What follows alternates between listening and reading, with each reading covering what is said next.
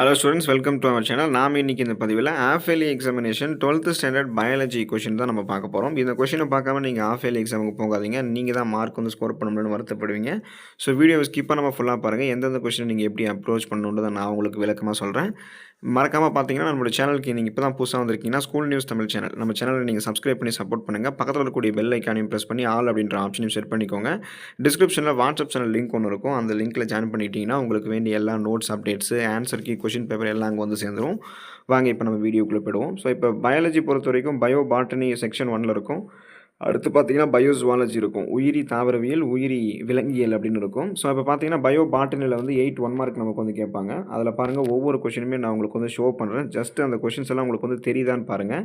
இந்த கொஷின்ஸ்க்கெல்லாம் ஆன்சர் எங்கே இருக்குன்னு பார்த்தீங்கன்னா உங்களுடைய ஸ்கூல் புக் பேக்கில் தான் இருக்குது. நீங்கள் வந்து கவலைப்பட வேண்டிய அவசியம் இல்லை. ஸோ அதனால் ஒரு கொஷின் உங்களுக்கு வந்து ஷோ பண்ணுறேன், பார்த்துக்கோங்க. இதில் படிக்கக்கூடிய கொஷின்ஸும் வந்து பார்த்தீங்கன்னா ரொம்ப ஈஸியாக தான் இருக்கும். ஈஸியாக நீங்கள் அப்ரோச் பண்ணுற மாதிரி தான் இருக்கும். இப்போ பாருங்கன்னா 3வது கொஷின் பாருங்கள், ஐடென்டிஃபை த கரெக்ட் மேட்ச்டு பேரு. தென் வந்து 4வது கொஷின் பாருங்கள், crosses between the plants of the same variety are called என்னென்னு அழைக்கப்படுது. ஸோ அது மாதிரி ரொம்ப ஈஸியாக தான் இருக்கும்.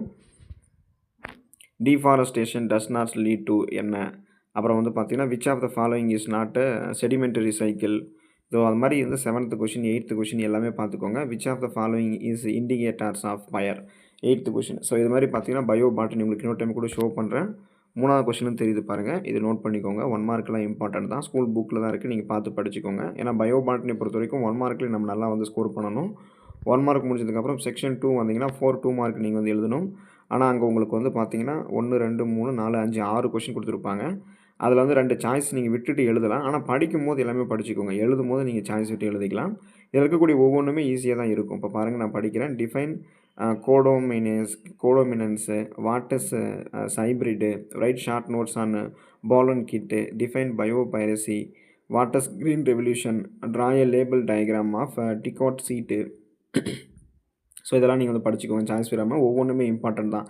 ஸ்க்ரீனில் தெரியக்கூடிய எல்லா கொஷினுமே முக்கியங்க. நல்லா மறக்காமல் படிச்சுக்கோங்க. தென் செக்ஷன் 3 வந்தீங்கன்னா 19வது கொஷின் வந்து கம்பல்சரிங்க. உங்களுக்கு வந்து write the thermal stratification mention the types அப்படின்னு கேட்டிருக்காங்க இல்லையா. ஸோ அதை வந்து நீங்கள் எழுதணும். தென் அது எழுதுனது போக மீதி இருக்கக்கூடிய 4 கொஷினில் 2 எழுதுனா போதும். ஆனால் படிக்கும்போது எல்லாமே படிச்சுக்கோங்க. How to protect the ecosystem, what is gene mapping, write its uses, enumerate the uses of டர்மரிக்கு, write the effects of global warming. இது எழுதிக்கோங்க. ஒவ்வொன்றுமே இம்பார்ட்டன்ட் தான். அடுத்து பாருங்கள், செக்ஷன் வந்து 4 வந்தீங்கன்னா 2 5 மார்க் நீங்கள் எழுதணும். அதில் வந்து உங்களுக்கு 4 5 மார்க் இருக்கும். எய்தர் ஆர் சாய்ஸில் 2 கொஷின்ஸ் இருக்கும். அதையும் படிச்சுக்கோங்க. எழுதும்போது உங்களுக்கு டைமை பொறுத்து நீங்கள் அதை எழுதிக்கலாம்.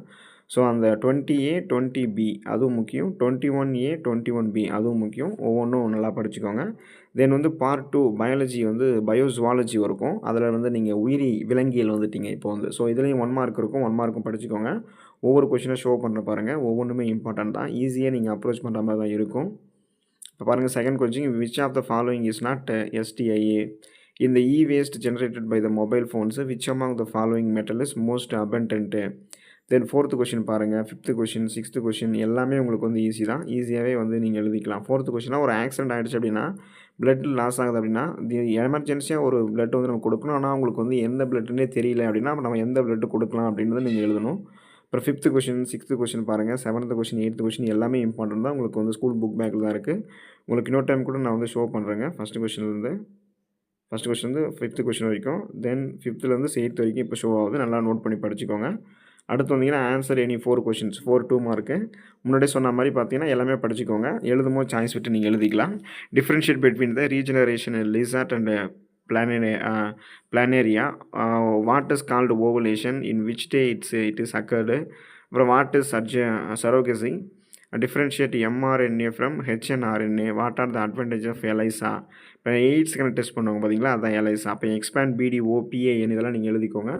தென் வந்து 3 மார்க் வந்தீங்கன்னா 19வது question compulsory, what are the density independent and dependent factors which regulate population. அது எழுதுனது போக மீதி இருக்கிறதுல வந்து நல்லா படிச்சுக்கோங்க. Mention the symptoms of Down syndrome, mention any 3 mains objection to Darwinism. இது மாதிரி ஒவ்வொன்றுமே இம்பார்ட்டன்ட் தான். நல்லா உங்களுக்கு ஷோ பண்ண படிச்சுக்கோங்க. அதே போல் இங்கேயும் வந்தீங்கன்னா 2 5 மார்க் எழுதணும். 4 5 மார்க் இருக்கும். 4மே நீங்கள் படிச்சுக்கோங்க. ஒவ்வொன்றுமே இம்பார்ட்டன்ட் தாங்க. எதையுமே நீங்கள் வந்து சாய்ஸ் விட்டு படிச்சுட்டு போயிடாதீங்க. ஈஸியாக இருக்கிறது மட்டும் படிச்சுட்டு போயிட்டு அதை கேட்கணும்னு வருத்தப்படாதீங்க. ஸோ ஸ்க்ரீனில் தெரியக்கூடிய எல்லா கொஷின்ஸுமே படிச்சுக்கோங்க. All the best for your examination. Thank you students.